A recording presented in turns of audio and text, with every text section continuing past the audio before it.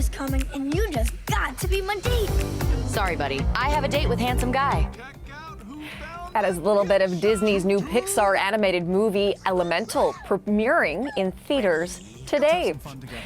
Eli, of course, is here with us now in studio for a little bit of his reaction, his review to that movie. Okay, so it seems pretty cute, this idea, water meets fire, what happens after that? Is there any more to it, though? There is. I mean, I'll agree. I think I thought the same thing when I first saw the trailer. Okay, water meets fire, kind of a Romeo and Juliet sort of thing. And that is certainly part of this story, but there is much more going on underneath that dazzling surface. So the setting is Elemental City, where elements live side by side. So fluffy, cloud-like air residents, the muddy, shrub-like earth people, the gushing water community. There's a lovely little tree couple right there. There are monorails that sail by on water, carrying all kinds to and fro. There's a little water kid. There are lighter-than-air condos, gushing towers of water. And then there's fire, the newest arrivals who live on the edge of the city. Now, the fire residents, Bernie and Cinder, there they are with their little girl, Ember. They left the old country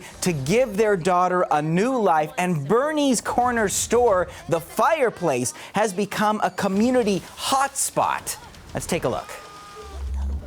This shop is dream of our family. Someday it'll all be yours. But we all live by one simple rule. Elements cannot mix. Now, that looks fanciful and beautiful, but let me tell you about the very real story that inspired that. I want to introduce you to a guy named Peter Sohn. He is the director of Pixar's Elemental, and he was the son of Korean-American immigrants who came to America, who settled in the Bronx to try and give their son a new life. He grew up in a grocery store. He remembers playing with G.I. Joes on his cabbage box. He learned to draw by sketching on the crates of cardboard in the back. When Peter came to Canada, well, I took him to Toronto's Koreatown to jog his memory and ask him about the pressure he got from his parents to stay inside his culture. Take a look. When I was growing up, you know, my parents and my grandmother were very much about, like, marry Korean, you know, like, as I'm in Koreatown now, I can feel it. I can feel that pressure on me. And, but I fell in love with someone that was half Italian, you know, like in California. Right. And it did create a lot of culture clash. And at the time, it wasn't the most fun. There was a lot of stress around it. But now looking back onto it, our love for each other sort of, you know, like pushed through it. Sohn told me that with empathy and understanding and really appreciating each other's differences, they did, you know, find a way. But in Elemental City, as Ember is just getting old enough to take over the store, well, she meets her own opposite number, a water person named Wade. Now, he is an inspector. He sees some things in the fireplace that he shouldn't see, and he's surprised that these fire people are just scared to venture out in the city. He doesn't understand why they don't enjoy it like the rest of them. Take a look. So you've never left Firetown? Sorry, buddy. Elements don't mix. Hey! Plus, my dad would boil you alive. Why does anyone get to tell you what you can do in your life? And so when Wade's report threatens to shut down the fireplace for good, of course, Ember makes it her mission to stop that from happening. And so they end up spending a lot of time together. And wouldn't you know it, there might be some sparks. And Eli, I think I'm just as fascinated and interested in the director's own personal story as this movie here. So great to hear a little bit of that. It seems like it's an original idea, too.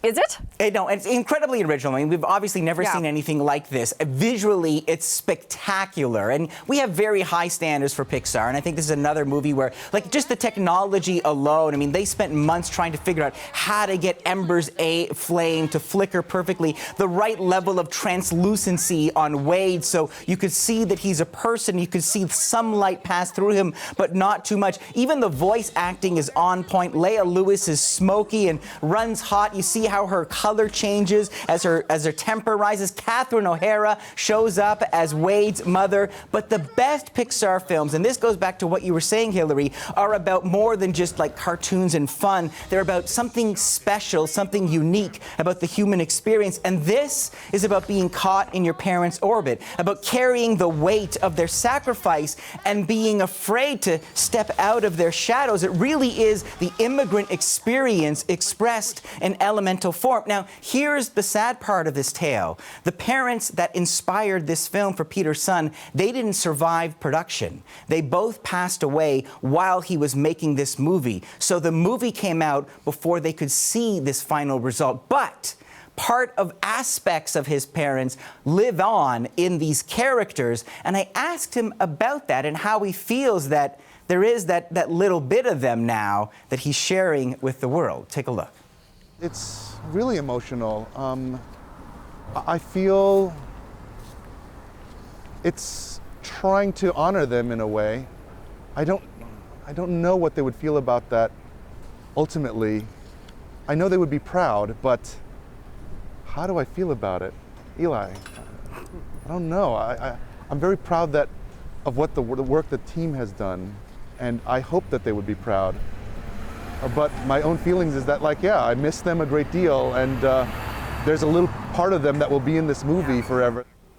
You saw that cartoon there. That is one of Peter's own drawings of his father running that grocery store in Bronx when they were growing up. And that's why I wanted to bring this to you, because I think there is really something beautiful and richer underneath that amazing animation. And it is, as I said again, really about that immigrant experience and that impossible thing of appreciating what your parents did for you, but wanting to become your own person, whether you're made of flesh or fire or water. Pixar did an interesting thing when they were making this movie. They basically put out a survey to all their employees. They said, share your stories, your first and second generation stories. What was it like for you? What were your struggles? And those perspectives informed this film. So I think it is really kind of a beautiful creation. And well, here's my rating, 4 stars out of 5. So lovely. And of course, his parents are going to live on through that movie, just like you were saying there, Eli. And to answer that original question, much more than a simple fire meets water story. Plus, it's got Catherine O'Hara. So, and never a bad thing. Eli, thank you for this, as My pleasure. always.